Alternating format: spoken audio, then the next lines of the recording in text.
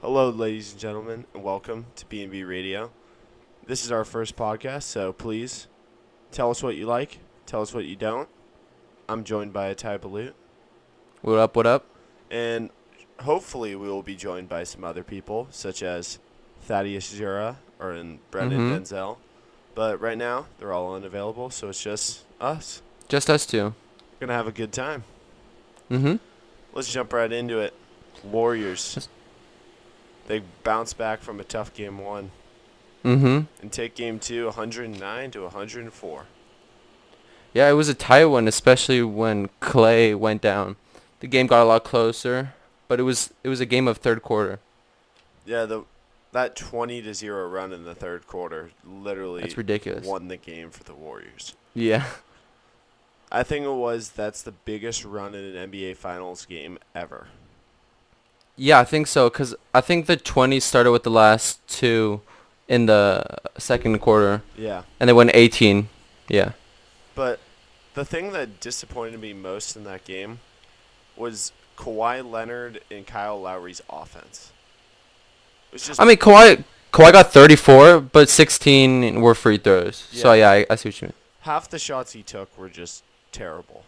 Yeah. They had no chance of going in. He was just throwing up some shots.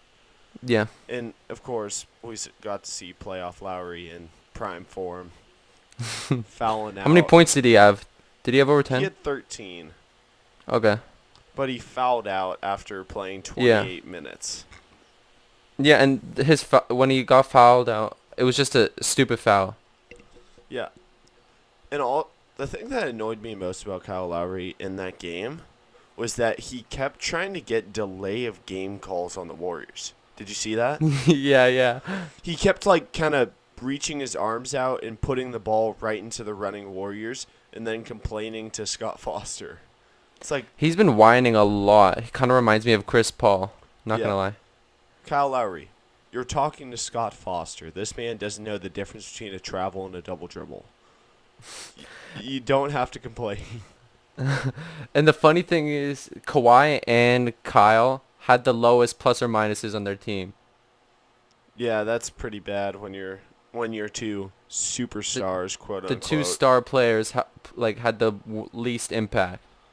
But the man who had a lot of impact in that game, even though having limited minutes, Norman Powell Norman Powell was playing great. and Serge Ibaka. Both of those guys came off the bench and really helped their team get moving. Yeah, and don't forget about Fred too. Fred had dude. like 17. How could I forget Big Fred? Fred Big was going Fred. off. Yeah, looking at the plus minuses like you referenced earlier, Mhm. all five starters had a negative plus minus, but all three bench players had a positive plus minus.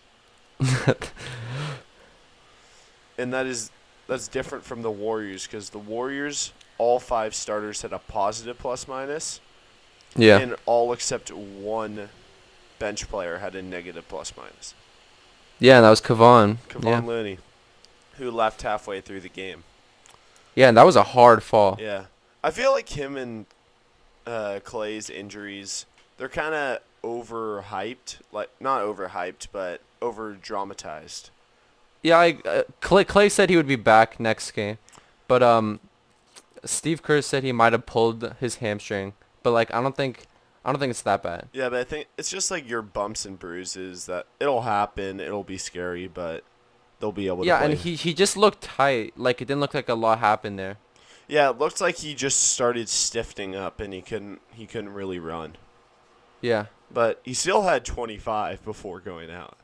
Yeah, he was the leading scorer. Yeah, he was really effective though. 4 of 6 from 3 and 10 of 17 from the field. And the way he started, he kept them going in the first half. He kept them in the game. Yeah. And kind of referencing Russell Westbrook famous moment. The Raptors lost this game. The Warriors didn't win it. I mean, I could see what you're saying that. But it was the Warriors. It was the Warriors' run in the third, and they were locking down in the third quarter. But Raptors missed a lot of open shots. Still, the thing is, even in that 20-0 run, the Raptors were 0 of 8 from the field. It's not like they were just turning the ball over. They were just No, yeah, I agree with couldn't you. make And they had a shots. bunch of open shots too. And also, This game had every reason for the Raptors to win. Clay gets Yeah. hurt. Looney gets hurt. Durant isn't playing. Curry Steph didn't play amazing. Doesn't Yeah. score a point until the 5th minute of the second quarter. Like, Yeah. they had every opportunity in this game to run away with it, and they just couldn't make shots. Yeah. Like Draymond and Cousins made the biggest impact on the game out of any player. No, Cousins actually had a really good game. Coming back from an injury like that, he played well. Yeah, because Cousins and Draymond, they dominated the Raptors' bigs on the boards. Yeah. Both guys finished double-digit rebounds, and Gasol, Siakam didn't finish with more than 8. That's true. Even with playing 30 to 40 minutes. Yeah, and I was telling people this. They were hyping up Pascal like right after game 1, but he's not going to have games like that. Yeah, I think that's the first time in his life he's had a game like that. You don't just go, what was it, 13 for 16? No, I think it was 14 for 17. 14 for 17? Whatever it was, that happens once like every couple of years. You don't do that every game. And I think that without his scoring, they're going to be in some trouble. Yeah. Especially because Lowry cannot perform in the playoffs. No, he can't. And also, Marc Gasol was really underwhelming in this game. Yeah, I see what you mean. Like, every time they were running the fast break, my man was just standing back in his own key. Like, he wasn't even I don't to think run the he's break. as fit as the other people because the Raptors want to keep up with the Warriors' pace, but I don't think he can keep up with it. Yeah, but the thing is, they have plenty of guys on the bench who they can bring in for Marc Gasol. Like, you have Serge Ibaka that you can bring off the bench and even play the center. Chris Boucher, who had some solid minutes during the regular season, is getting 0 now, and he could come in and play the center. Mm-hmm. I That's think true. the difference between the way the Warriors are playing and the way the Raptors are playing is that the Warriors are relying on their depth way more than the Raptors are. That's true. You saw big players step up. You saw Quinn Cook. He came out and he just 3 threes right away. And then you see Iguodala, of course, dagger on him.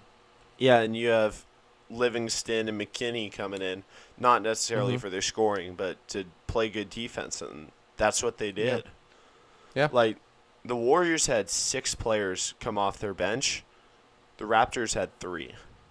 Yeah. No player on the Raptors played less than 15 minutes. Yeah. That's going to take a toll on them eventually. It will, yeah. They need to rely on their depth. Because game 1, they actually used it. They had McCaw in. You see other players coming in, too. I mean, they need to rely on that. Yeah. I think, like, if they were to play McCaw and they were to play Boucher, even play Jeremy Lin for a couple of minutes, it'd be better than leaving Kyle Lowry out there for 10 more minutes. No, plus, I think Jeremy Lin honestly can do more than Kyle on the offensive side. On the defensive side, Kyle has that dominance. But, I mean, give him some rest as well. But I think that's the thing. If you bring Jeremy Lin in and you have him guard McKinney, I love McKinney, but McKinney's not that much of an offensive threat. I mean, he's just like a spot-up shooter. Yeah, like he'll hit the occasional corner 3. He'll hit but he's not going to be a guy who's going to be beating people off the dribble. No. So, how do you see Game 3 going in, especially with people talking about Kevin Durant possibly making his return? Okay, so to be honest, I think the Warriors take both their home games because I think the Raptors needed to win this game. You're going to see the whole mood shift when it goes to the Bay Area. It's not going to be Toronto. It's not going to be that same environment. And they're going to rely on their fans. And with KD coming back, you just have another threat, the best player in the world, in my opinion, right now. And it's just going to be unstoppable. I mean, they're going to shift their game a little bit. It's not going to be so much ball movement. But I have them taking Game 3, possibly a double-digit win. Yeah, I see Game 3. Even if Durant doesn't come back, this is going to be the pretty much destruction of the Raptors' game plan for Games 1 and 2. Yeah. They're going to have to restart after Game 3 because I feel like Clay is going to be able to come back. Looney is like, I think they said he's like a 50-50 chance right now of coming back. I think he'll come back, yeah. If they get in there and they're mostly healthy, the Raptors are going to be in a ton of trouble. Yeah. And the scary thing for me is that no one on the Warriors has had a crazy game yet. You haven't seen Steph drop 40. You haven't seen Clay go crazy.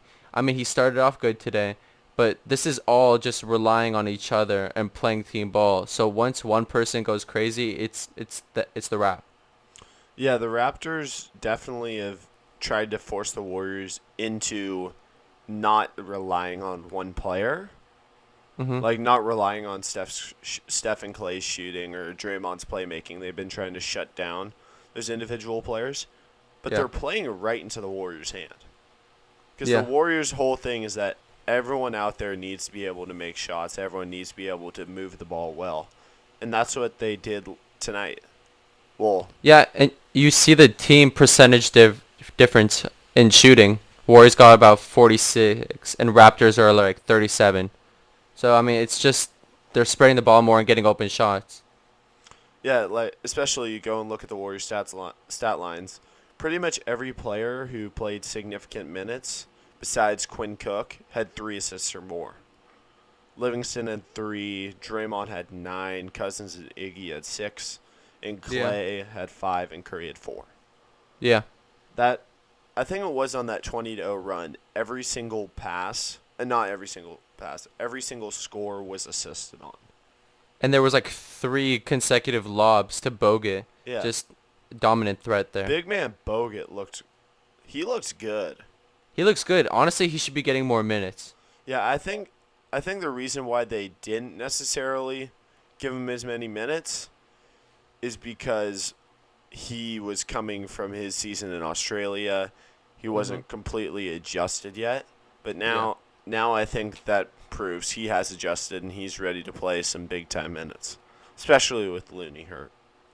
Yeah, I also just think his conditioning's not there exactly. But that's why they have to put him in for a short spurt. Yeah, I think Bogut, even when he played for the Warriors the first time, he was best in short spurts, setting screens, Yeah. rolling to the basket. Yeah. And even though people have said that the Warriors bench is not as deep this year, it's still very deep. It's still very deep, yeah. It's way deeper than the Raptors, that's for sure. Yeah. Yeah. I'd say that too, yeah. All right, so we're going to move on. We're going to Let's move do it. on now to NHL. The Bruins and the Blues are going into Game 4, which is tomorrow night. Mm-hmm.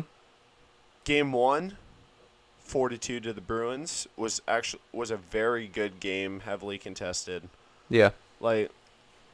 Because the Blues started out, they scored the first 2 goals of the game, were looking great. And Yeah, then they jumped ahead really early. And then they give up 4 consecutive goals to the Bruins. That is not good for your defense. No, not at all.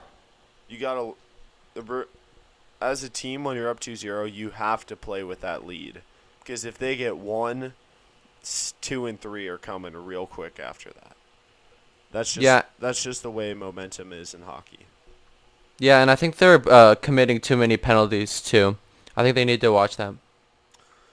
Yeah, especially in that Game 1 because, what was his name? Oscar, was it Sundqvist? Sundqvist, yeah. Was Sundqvist the guy who got ejected? No. Yeah, not I think he's ejected, on a suspension. Suspended, yeah. Sundqvist committed a completely dirty hit. Yeah. It was obvious. They only gave him 2 minutes on the play, but dude, I was surprised. The Department of Player Safety actually did something. Yeah. This is crazy. And did you see what Vlasic tweeted every time? No, they I announced didn't. That? Every time they announced the penalty, announced the suspension, Vlasic commented like hurdle. That's a savage move right there, Vlasic. Yeah. Well done. Well done. And then game 2, the Blues bounced back. I didn't know if they were going to be able to after that much of a destruction, but they bounced back and got a great overtime win. No, that's a big win, especially in Boston. Yeah, and from a unlikely hero, Carl Gunnarsson.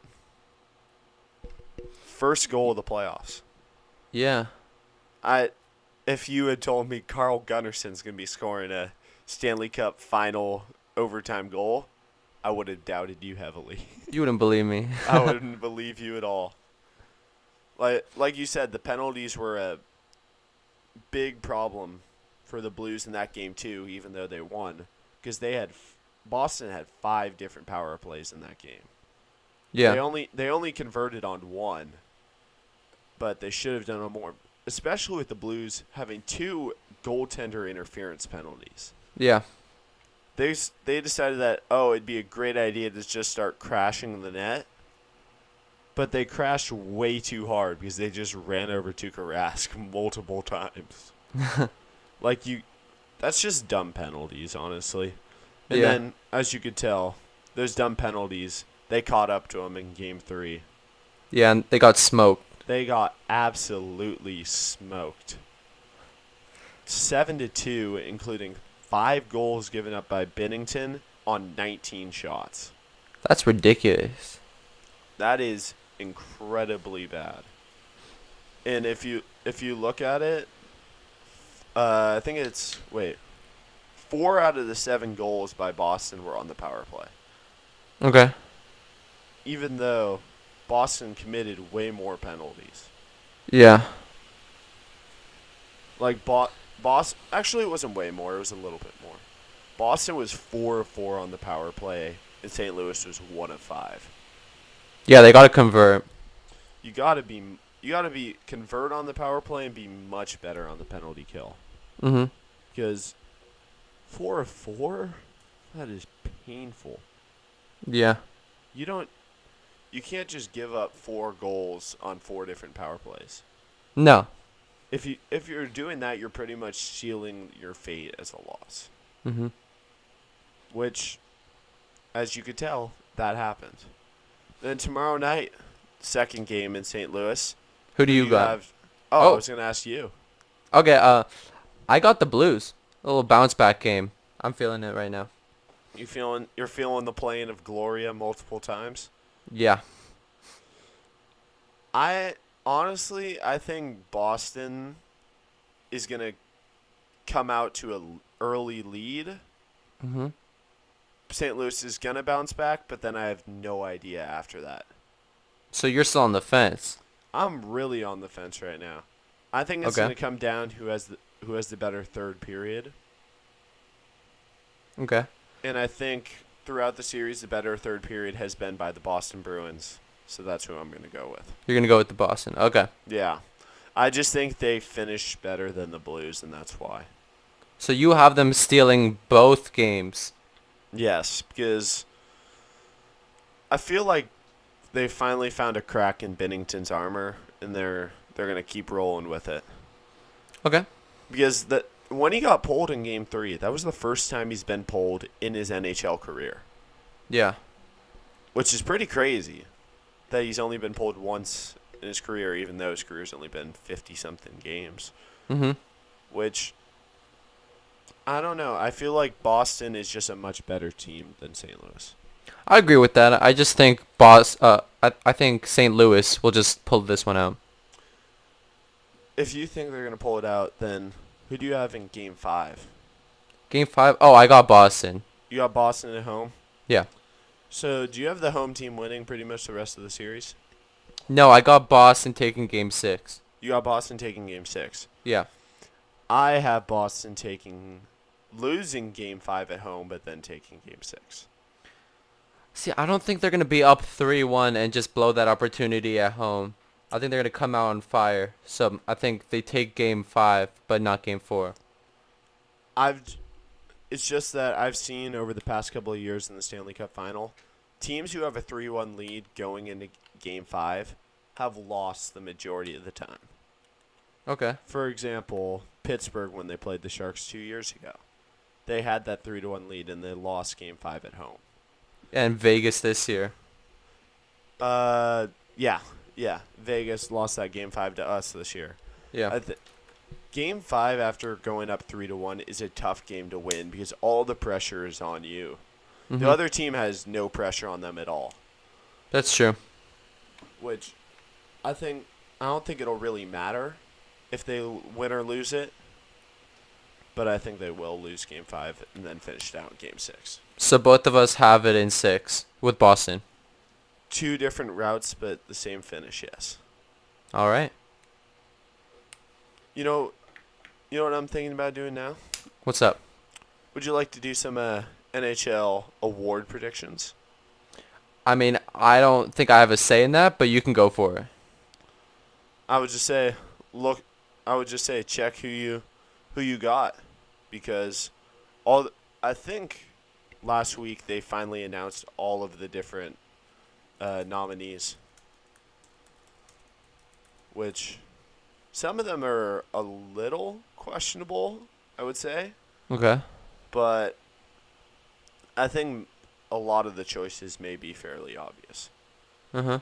Which the NHL was honestly probably the last to the board when it comes to broadcasting the award ceremonies and all that. Like the NFL's made it into a massive show. Yeah, and that's what the NBA is trying to do too.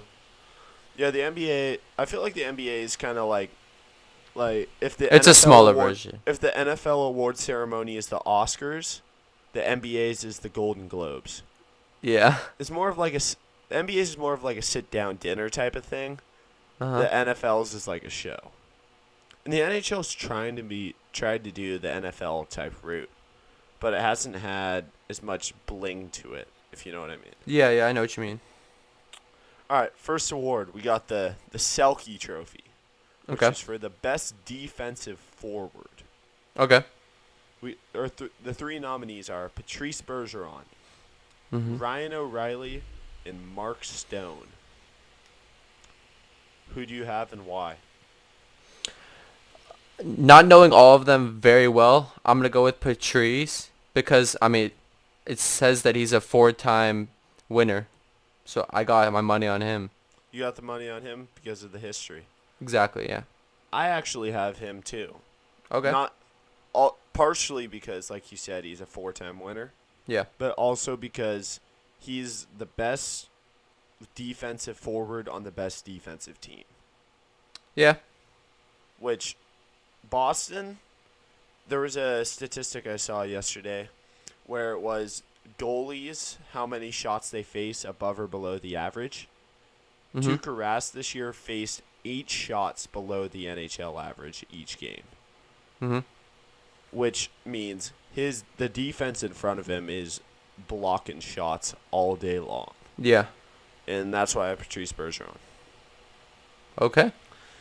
Next, we have one of the weirder awards, the Lady Byng Trophy, Yeah. which is named for the most gentlemanly player. And I'm not making this up. The NHL actually describes it as the most gentlemanly player. Yeah. I didn't even know that was a word, but okay. All right, so we got Alexander Barkov, Sean Monahan, and Ryan O'Reilly. For me, I have Sean Monahan because that man's got a baby face. There's no way he would beat someone up. That's why I have Sean Monahan. Okay. Who do you think? I'm gonna go with Barkov. Just because I only see 5 major penalties, so seems like he's not involved in a lot.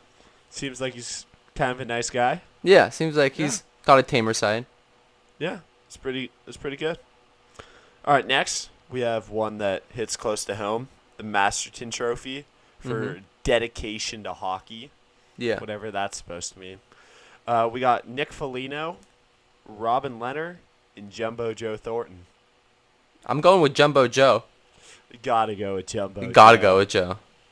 That man has put in way too much time on the rink. Yeah, and I mean, Which is a little bit of a bias, but a little bit of a bias, but just gonna say I think it's probably gonna be Robin Leonard, just because of okay. the comeback he's made. Yeah.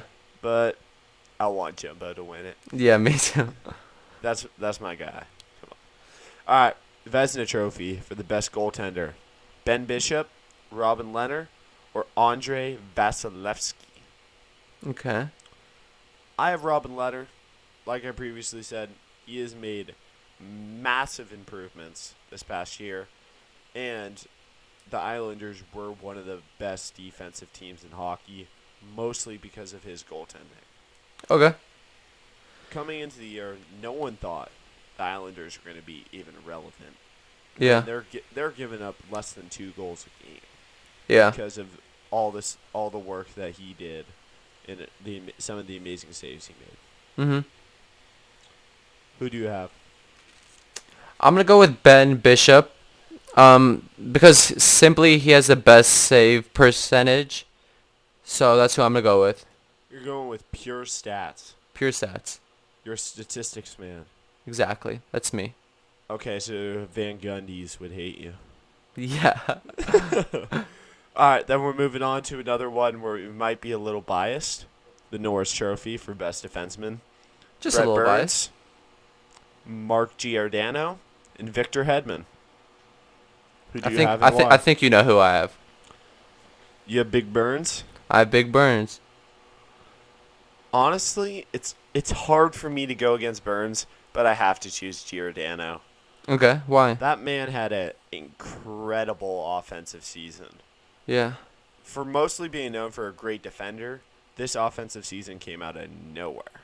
And But like this award isn't for the best offenseman. it's best. I'm saying as a defenseman, he had a great offensive year, Okay. and he still had a great defensive year. And I think this is the best year of his career, and he deserves it. Okay. Next, we have the Humanitarian Award, Ooh. the King Clancy Trophy. We have OEL, Oliver Ekman-Larsson, Henrik Lundqvist, and Jason Zucker. Okay. So I'm going to give a little background because Uh-huh. unless you have a little background, it's pretty much impossible to determine who should win this award. Yeah. So Ekman-Larsson has been a Hockey is for Everyone ambassador for the Coyotes, and his strong connection to the community includes a $250,000 donation to the Boys and Girls Clubs of Phoenix. Okay. And he also buys a suite each season, and he invites kids from the Boys and Girls Clubs to come watch the games. Okay. Lundqvist has raised more than $2.5 million to benefit Children's Hospital in the New York area. Okay. And Jason Zucker started a fundraiser, and he donated $160,000 to help children who are in hospitals. Okay. Yeah. You know what? Money talks. Got to go with Big Lundqvist. That's what I was Gotta go just with the thinking king. too. $2.5 million. That's a big number. And I Yeah, like and big even numbers. dividing it by 4, it's still the most out of everyone. Yeah. No, all these guys have done really good work, but money Yeah. talks. That's true. Money does talk. All right. Next, we have the Mark Messier NHL Leadership Award. The Okay. nominees: Mark Giordano, Wayne Simmons, and Justin Williams. Okay, so I'm kind of confused what the difference between this one is, and I believe it was 2 ago. Where was the most gentlemanly play? Player. The difference is this one is like who was the best leader on their team compared to who was the nicest guy. Okay. So this one, I got J-Dub, Justin Williams, Okay. because coming into this year, kind of like the Islanders, no one expected anything out of the Hurricanes. And they made it far. They made it really far. They made it Yeah. to the Eastern Conference Finals. Yeah. Mostly because of his leadership, because I think it was that he was the only guy on the Carolina Hurricanes roster who'd played more than 25 playoff games Yeah. prior to the season. Yeah. And like Giordano and Simmons, yeah, they're good leaders, but they're on the team that has other leaders. That's true. Carolina's one leader is Justin Williams. Yeah. You agree? Yeah, I got Williams too. I pretty much took away all the words that you were going to say. You took it from my mouth, but it's all good. It's all good. All right. Next up, we got the Coach of the Year award. Ooh. We got Craig Berube of the Blues, Mm-hmm. John Cooper of the Tampa Bay Lightning, Okay. and Barry Trotz of the New York Islanders. Who you got? I got Craig Berube. Berube Yeah. came in halfway through the year. Yeah. Yeah. Guess what? What's up? I got him too. Ooh. Okay. Yeah, that man came in, and his team was last in the NHL. Mm-hmm. And Look he where got they him are to now. the Stanley Cup final. That's crazy to me. That is called a good coach. Yeah. So, kids, if you're listening, find yourself Craig Berube Find yourself a Craig. and sign him to a $15 million a year contract. Yeah. I don't know how that's going to work, kids, but figure it You'll out. find a way. You'll find a way, hopefully. Craig will know. Next up, we have the General Manager of the Year award. Okay. We have Doug Armstrong of the Blues, Don Sweeney of the Bruins, Mm-hmm. and Don Wadler of the Hurricanes. A lot of Dons, These are some great names. honestly. I got to go with Don Wadler, mostly Okay. because he has the best name, Yeah. and also because the Hurricanes, like I said, they surprised everyone. Yeah. I'll agree with you on that one. Yeah, Don Wadler. That's a great hockey name. Just going to say. All right, next we got the Calder Trophy for Best Rookie. We have Elias Pettersson Mm-hmm. of the Vancouver Canucks. Rasmus Dahlin, that's another great name, of the Buffalo Sabres. Mm-hmm. And Jordan Binnington of the St. Louis Blues. Okay. Who do you have here? Let me see. Can't make a decision. Pretty tough one. It honestly is. For me, I'm actually not having that tough of a time on this one. Okay, who you got? It's got to be Binnington. Okay. Because, like, Dahlin and Pettersson, they were both, like, high picks. Like, people expected a lot of them coming in. Yeah. Binnington, no one quite knew what to expect, and he just blew everyone out of the water with how good he was. That's For true, example, yeah. We saw his greatness of how good he was against the Sharks. Yeah. Like, that guy is going to be a good goaltender for years to come. Yeah. And his breakout season pretty much propelled the Blues to a Stanley Cup final. Yeah. I agree with that. Like, Dahlin and Pettersson, yeah, they scored some pretty sick goals, but their teams suck, so it doesn't really matter. I mean, I guess, but you could also look at the NBA, like Luka and Trey's teams didn't do good, but they're in the rookie of the year conversation. Yeah, I guess, but I feel like the NBA is different because NHL, you can do a lot more work in free agency Yeah. than the NBA. Yeah. But who knows? It'll probably will be Binnington just because he's the popular choice right now, Yeah. just with how well he's doing. Yeah. And then last but not least, we have the Hart Trophy, also known as the most valuable player. Lovely. And we got two players who have previously won it and one new guy. First off, we have the multi-Hart winner, Sidney Crosby. Sydney. Then we have the man who is known as Jesus, Connor McDavid, Okay. because Edmonton doesn't have anyone else. And then last but not least, the leading scorer of the number one team in hockey, Nikita Kucherov. I think this is a fairly obvious choice. You're going with Nikita?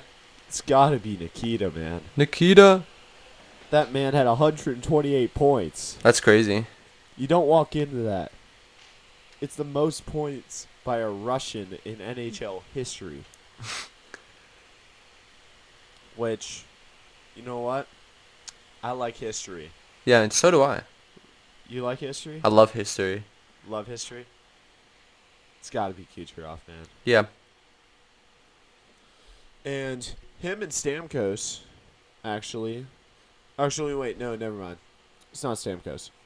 It's the most by any NHL player since 1995-1996. When young man by the name of Mario Lemieux had 161 points. Wow. And his teammate, a man with a great head of hair. Do you know who I'm talking about? Starts with a J, doesn't it? It does start with a J. It's Yogs, baby. Yogs. Gotta love the Yager. So sad he's not playing in the NHL anymore. Yeah. That was a joke. He's been terrible for the past 5 years. Don't tell anyone. Don't tell anyone, especially Russia. We didn't say anything. Sorry, Yogs. We love you. Yeah. Bring back the mullet. But honestly, Kucherov, he's the best player in the world right now. Yeah, I agree with that. Especially because he can score a goal without shooting. Yeah. That's the most impressive thing he does. That move I could watch on replay for hours. It started annoying me about hour 3 or 4, but I could still watch it. Yeah. And pretty much Crosby and McDavid are here because like they're the popular guys. Yeah, they're like, big time boys. They're the big time boys. Which like Kucherov's gonna win, but like give it to someone else. Like give someone else a chance, quote unquote. It's kind of like LeBron every year, but then it's always someone new. Hey, except LeBron's third team All NBA this year. Yeah. Shouldn't even have made all third team All NBA. But okay. I mean, he didn't have a terrible year. He didn't have a terrible year, but he shouldn't have been there. Okay, I mean, he still averaged like 27, 8, and 7. Yeah, but like, who else was on his team that could score? I mean, that's true, but who would you replace him with? Who would I replace him with? Yeah. A lot of people. Give me the I names. just need to check. I just need to check Yeah. who's actually on the teams and who's not. Here, just give me 1 second. I'm trying to figure this out Yeah, no worries. because for whatever reason, the NBA just makes it really hard to find their all NBA teams.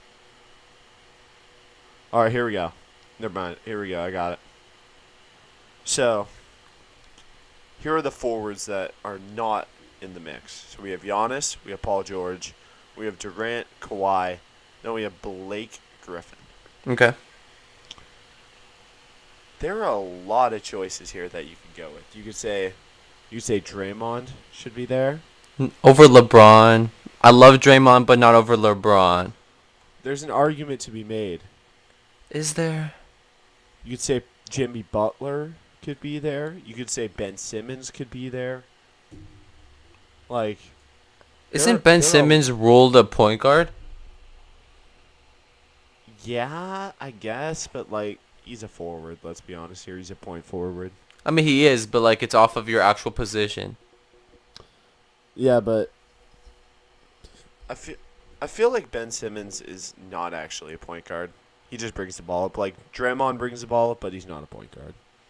You know what I'm saying? I just feel like LeBron doesn't deserve to be there. Like he didn't do enough this year to actually deserve to be there, but he's just there because he's LeBron. I mean, I guess the argument you can make is that he got injured and they were a playoff team before he got injured and then they dropped. Yeah. I think it's just like LeBron. It's one of those players where you have to vote him in. Yeah. But no matter whether he actually deserves it. Yeah. Oh, yeah. just quickly, Mm-hmm. let's slide over to something we rarely cover on this show, Okay. but it's worth mentioning. The Champions League. Oh, yeah. How do we forget about that? The Champions League was a pretty boring game, let's be honest here. I mean, right from the get-go. I mean, do you think that should have been a penalty?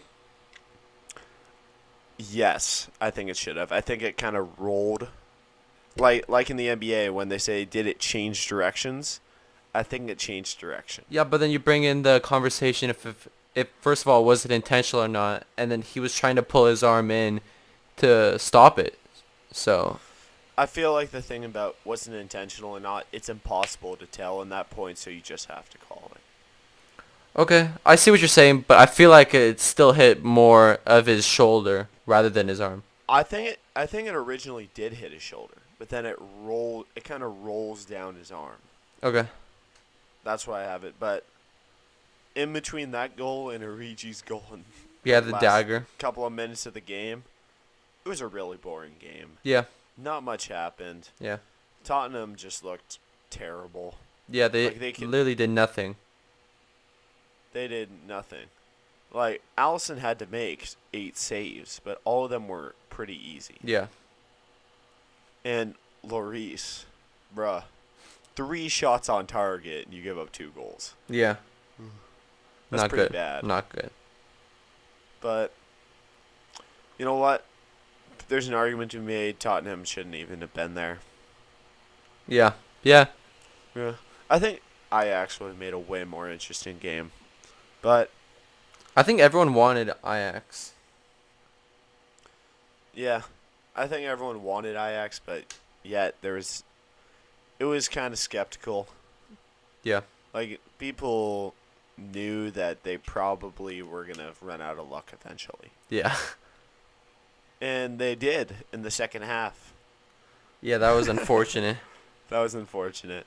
But congrats to Liverpool. Yeah, congrats. That's winning the Champions League, even if you don't play the best team, it's hard because you have to go through so many Yeah. games. Which I actually found something very interesting right after they won Champions League is comparing the years of 2019 versus 2005. Okay. So first off, in both years, Liverpool won the Champions League. Mm-hmm. Then you have Tiger Woods winning the Masters. Okay.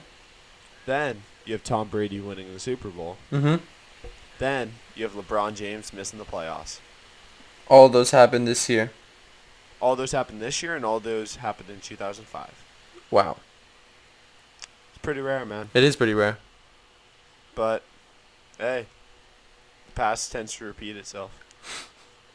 Yeah. And can we just say real quick, Andy Ruiz Jr., what a guy. Knocks out Anthony Joshua as a plus 3,500 favorite underdog.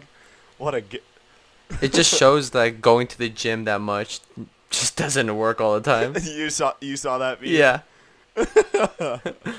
That was a great meme. That was hilarious. And he's the first Mexican heavyweight champion ever, Yeah. which is kind of surprising. Yeah, that was a weak performance by Joshua. Yeah, but automatically invoked his rematch clause. Yeah. That's gonna happen. Of course. But honestly, I think Joshua will be better because of this. No, he will be. I think he's pissed right now. Like, everyone's got to have their moment of where they let up, they screwed up. Mm-hmm. Like, it's kind of hard not to go there, but the Rocky movies. Yeah. Like, Rocky fell to Clubber Lang. Yeah. That he had to work because he'd beaten everyone else up. Yeah. He just destroyed the rest of the roster. Exactly. And then he needed to regain that eye of the tiger, man. The eye of the tiger. You know how it is. I know how it is. You know how. All right, man. This was a great show. It really was. Everyone out there, please tell us how we did. Tell us what you want us to do differently. Let us know. Let us know what was good, what was bad. If you want more people in here, we can get you more people. We can do that. Just, Easy. Just let us know what you want, because We have no idea what you want if you don't tell us. And again, it's the first one. We're just trying to start this over this summer. We do it during the school year. You guys know that. And we're excited for it. We're really excited for it. Mm-hmm. And trust me, big things are coming soon. Big things are coming. Just have some patience with us. And it'll be worth it. We will bring you some of the best coverage in the Bellarmine area. Yeah. But as always, have a great day and go back. Go Bells.